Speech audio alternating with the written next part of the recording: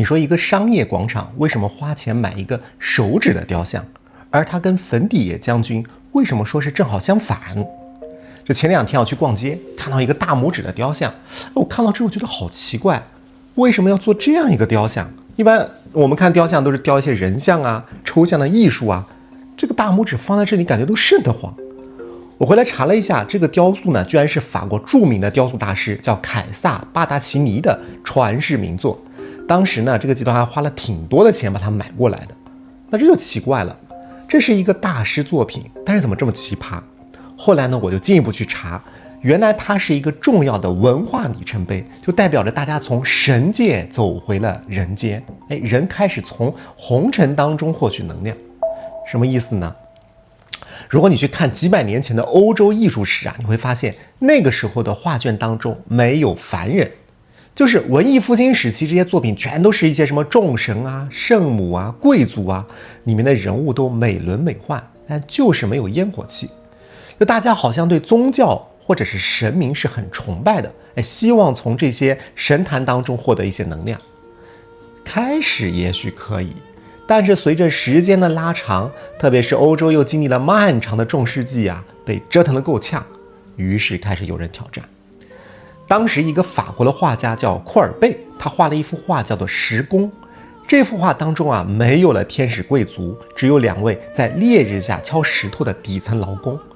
这在以前的古典审美是接受不了的。这有评论家就破口大骂，说你这叫羞辱艺术啊！用中国人的话就是有辱斯文。这幅画非常大，它是1.6米乘2.4米，这么大的画以前啊，一定是歌颂英雄神灵的，你怎么能拿来歌颂2个路边修路的人呢？这个库尔贝说话也很厉害，他说：“我画不了天使，因为我没有见过天使，我只画见过的人。”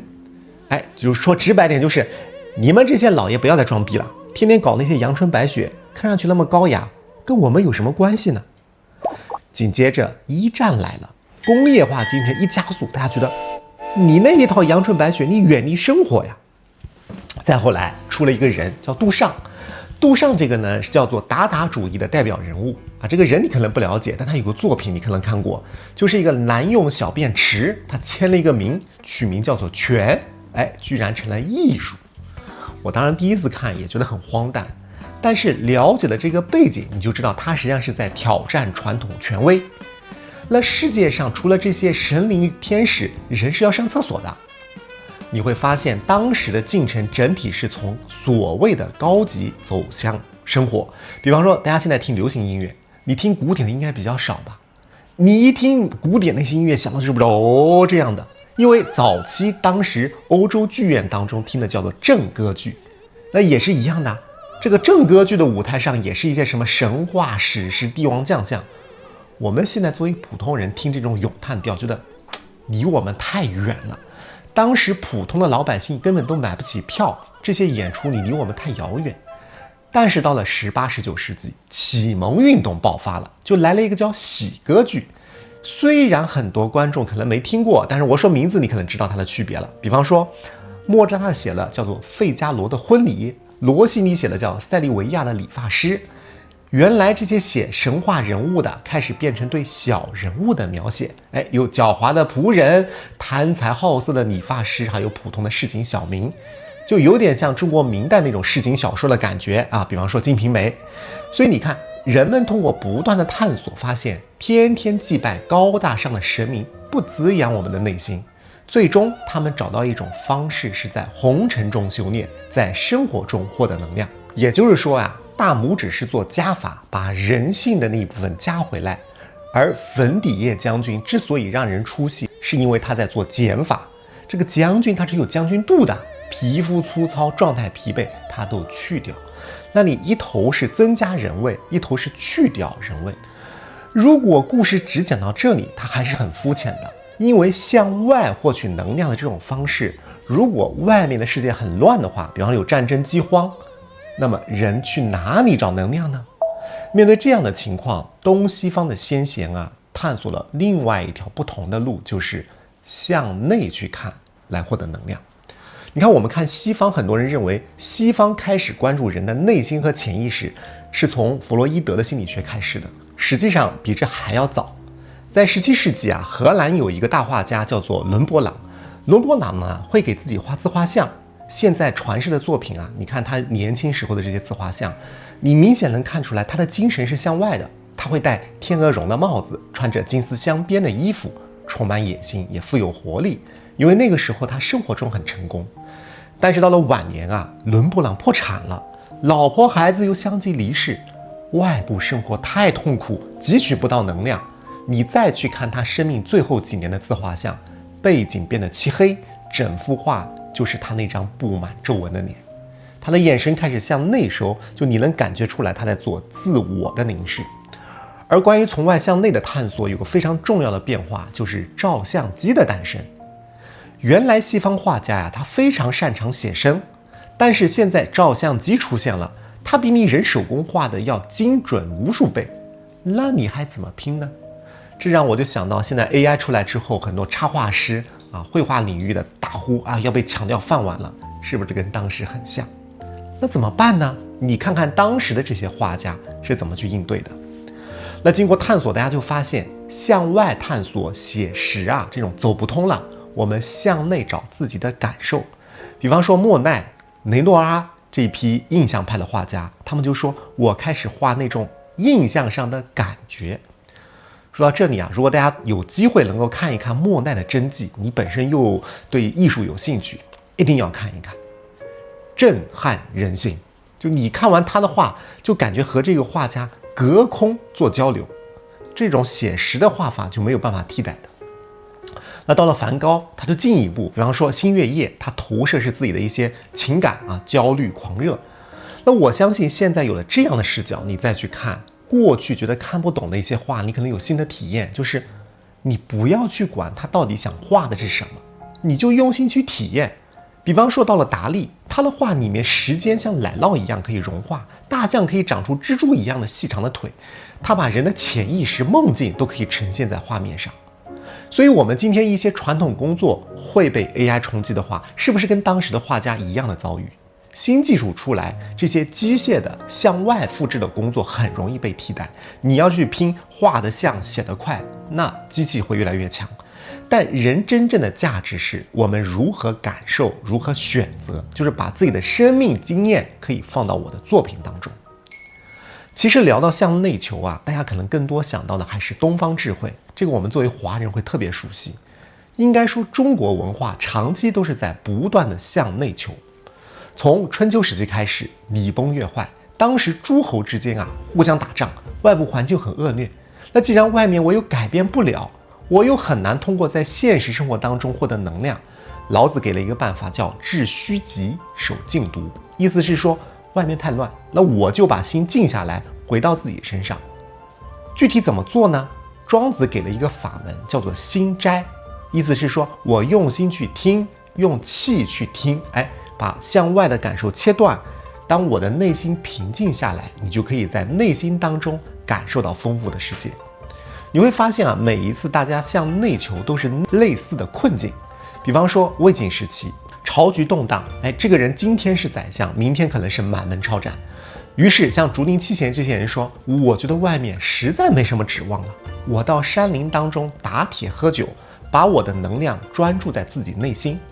那么这样一种哲学思想，后来和外来传入的佛教互相碰撞，到了唐宋时期，就结出了人类向内探索的一个高峰，这就是禅宗。禅宗是完成了中国化的佛教，就是因为它在内核上真正领会了佛教的精髓，又结合了中国传统文化的哲学思想。比方说，禅宗不立文字，直指人心，就你不要再跟我说一定要拜佛念经，一定要打坐参禅，这是执着。当时梁武帝就问达摩祖师说，朕一生造寺度僧，布施奢斋，有何功德啊？达摩就说，实无功德。但是你只要把专注力回到内心当中，看清自己的起心动念，你可以立地成佛。那么禅宗思想发展到明朝的时候，明代后期啊，这个宦官横行，社会也非常不太平。于是当时像王阳明这样的思想家说，这个向外求是很困难呀，什么置之革，我革不动啊，甚至被打击贬出到了贵州的一个农场。那人在绝望的时候怎么办呢？他忽然就顿悟了，我们人类想获得这些能量，不在外部世界，就在此时此刻我这具身体之内。于是他喊出了那句千古名言，叫物性自足，不假外求。所以你会发现，向外探索是在红尘当中，通过专注与外界事物建立联系，跟人打交道可以让人获得能量，而内静下来探索自身也可以获得能量，其实最终是殊途同归的。但是今天的我们呢？我先不说结论，我们说几个现象啊。你看这些年这些影视剧出了好多雷剧，比方说前面提的这些粉底液将军，该打仗的时候啊，这个将军按理说是很粗糙的，结果这个脸上弄得很精致，很多人跑去骂编剧或者演员。我要说一个暴论，实际上我作为一个观众啊，我从某个角度来说，这可能是观众自己用行动投票投出来的。因为很多人觉得这个资本叫无所不能，好像可以呼风唤雨，实际上资本为了增值，它是一定要取悦能给它带来钱的消费者的，或者你能带来广告流量。那么在市场经济的情况下，大家一定拍过各种各样的影片，但是那些刻画真实生活有血有肉的影片，它也许叫好，但不叫座呀。到了要掏钱买票花时间去看的时候，大家的身体很诚实，那做生意的他最后一定要选择一个让大家接受的拍摄方式。所以大家如果真的想看那些有血有肉有深度的剧，那就把充会员看剧的时间投到这些剧上去，算法很快就知道，在利润面前，编剧和演员改的速度那一定远超你的想象。问题是为什么大众会选择这种方式呢？虽然我们嘴巴或者头脑不承认，我们的身体这么诚实，它也有一个发展过程。刚开始的时候，大家还是有很多接地气的爆款的影视剧的，比方说80、90年代，大家还会看一些小人物的剧，比方说《我爱我家》、渴望啊，编剧部的故事，它是在讲普通的市民生活。但是从2000年开始，你会发现，整体上是从普通人开始往宫廷走了，什么《还珠格格》、大明宫词、康熙王朝，到了2010年开始，进一步的各种各样的这个宫廷剧特别多啊，《甄嬛传》、宫锁心玉等等。到了2015年之后，那只讲宫廷剧都不够了，开始要讲神仙了啊，什么仙侠剧、玄幻剧会特别多，《花千骨》、《三生三世》等等。那到了今天，那是各种各样的异想天开，穿越剧、幻想剧，什么《庆余年》、《大奉打更人》。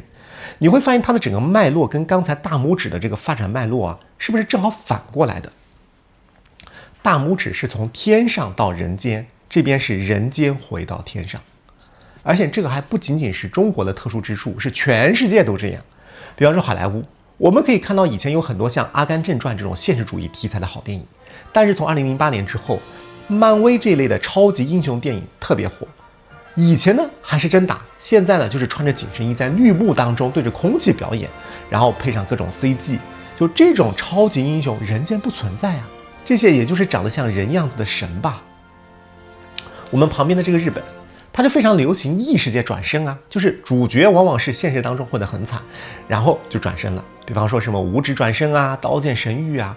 韩国流行财阀剧啊、复仇剧，像什么《釜山行》是跟僵尸干，《寄生虫》是跟富豪干，连爱情剧都开始跟外星人要谈了啊，《来自星星的你》。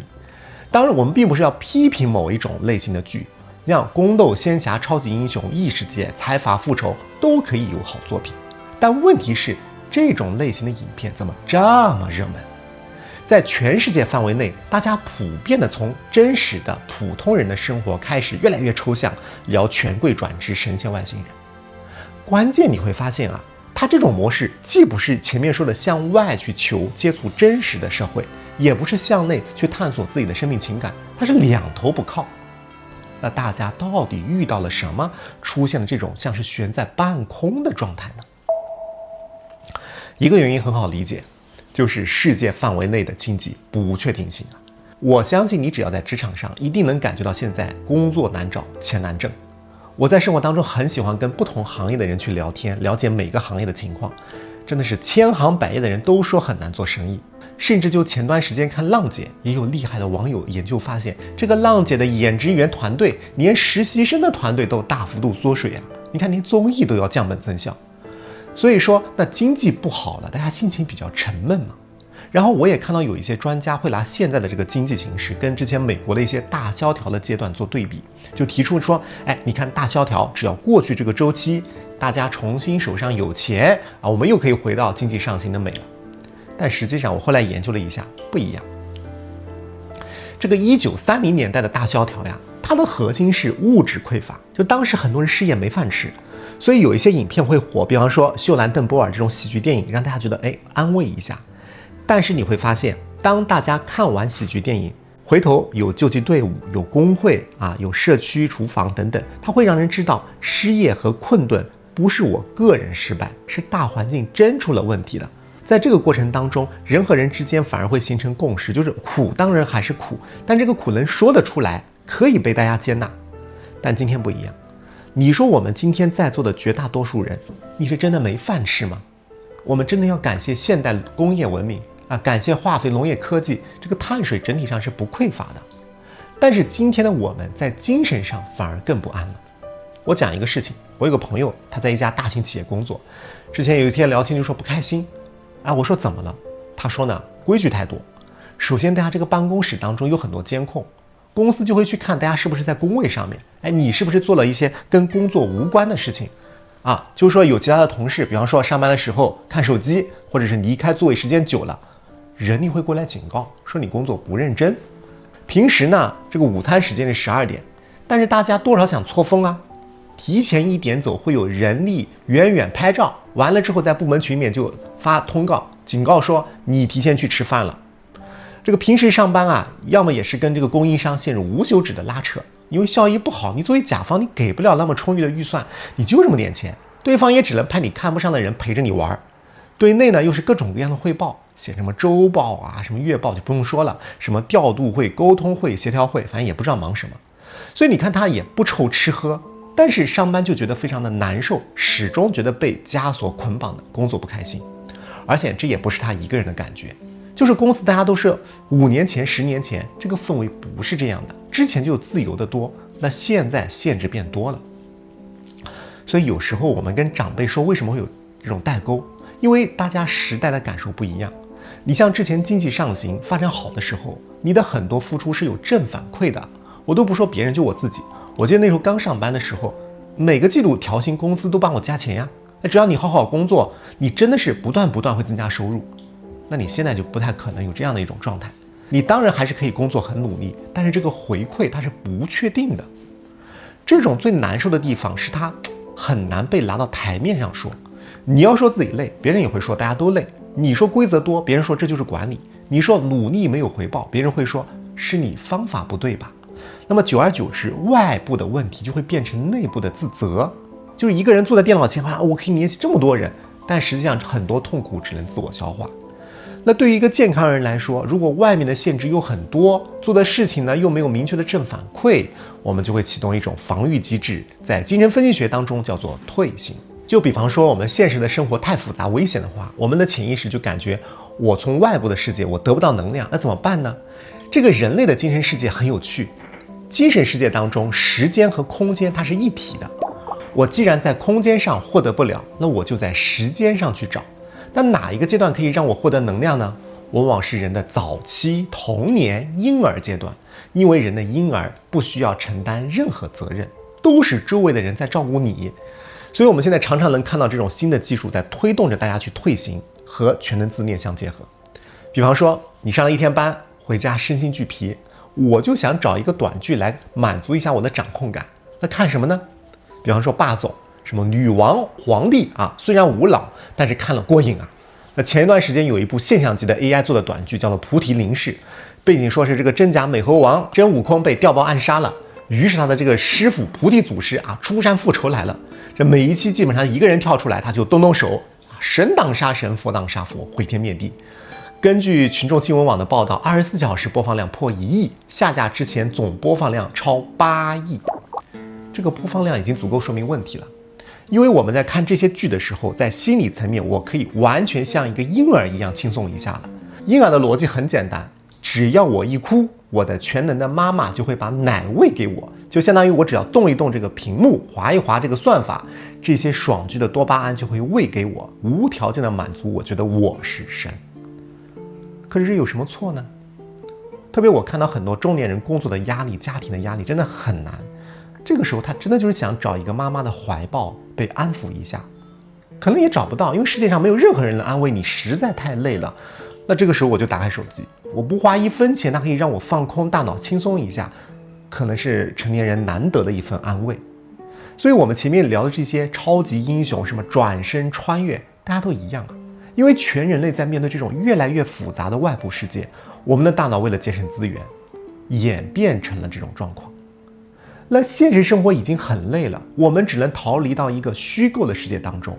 问题是，这个虚构的世界真的可以给我们能量吗？我很希望可以，但实际上做不到。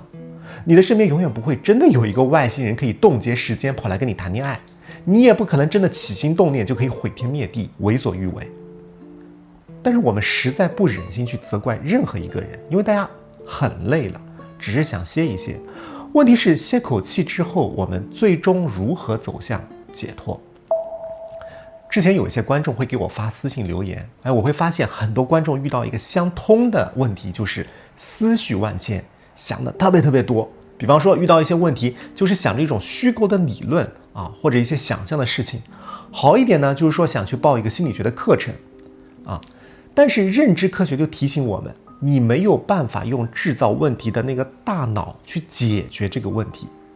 在我们的心理学的前沿有一个理论叫做具身认知，就是我们传统认为大脑是发号施令的，但是具身认知就发现你的身体的触觉它会参与你的思考。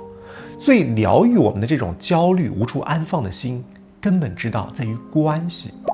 一种是我和物的关系，比方说一般这种情况，咨询师会建议你说做一些有执行性的事情你可以去洗碗、打扫卫生、出去散步、晒太阳。但如果你被困得很深了，那就不够，你需要做更加专注、更深的一些跟外界联系的事情。我举个例子上一次我看到王玉衡在一期节目当中介绍他学那个做印章的雕刻。你看这个雕刻本身就得一气呵成，因为你弄错一笔就把这个印章给毁了。所以在整个过程当中，人是需要非常专注的。而当专注到一定程度的时候，就是我和这个印章之间深深的连接在一起，人就会进入到一种忘我境界，而这个境界是非常疗愈人的。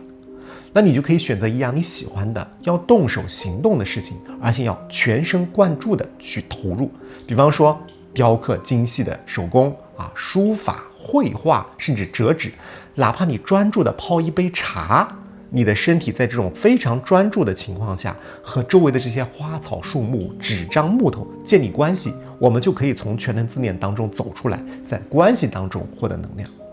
那另外一种呢，是我和人的关系。因为现在大家在交往当中可能觉得稍微不舒服，我就可以断交不联系。再加上如果城市当中本来见面就不容易，最后深度关系就越来越少。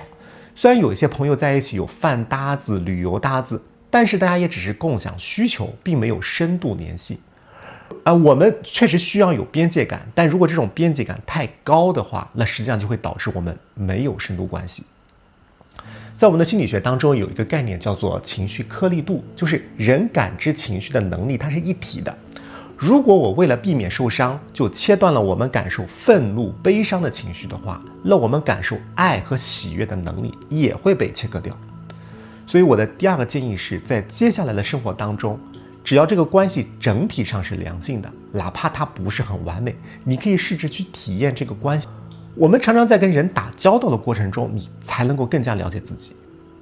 而在我们心灵发展的过程中，有两种永恒的无比强大的能量，一种是爱，一种是关系。前者可以让我们内核稳定，而后者可以让我们获得滋养和成长，而它们之间又不是彼此割裂的。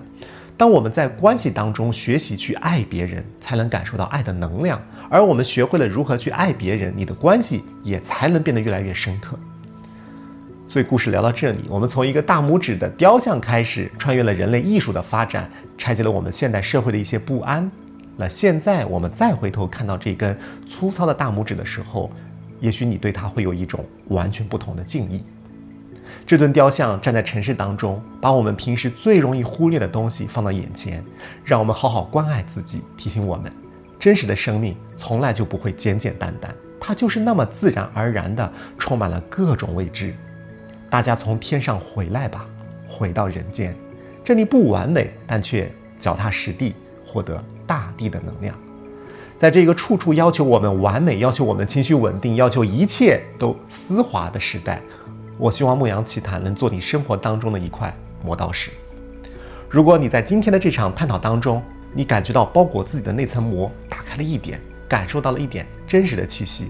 欢迎在评论区留下你可能觉得受挫、尴尬，但是真实的小事，把那些平时你想说不敢说的一些情绪留在这里。当你不加评判的写下它们的时候，疗愈就已经发生了。那这期也很适合发给一个最近有些累但又说不清自己为什么累的人。也许他不需要听什么道理，只是需要有人提醒一下，人不能一直活在太简单的世界中。这里是牧羊奇谈，用理性破译命运，用灵性抵达自在。我们下期再见。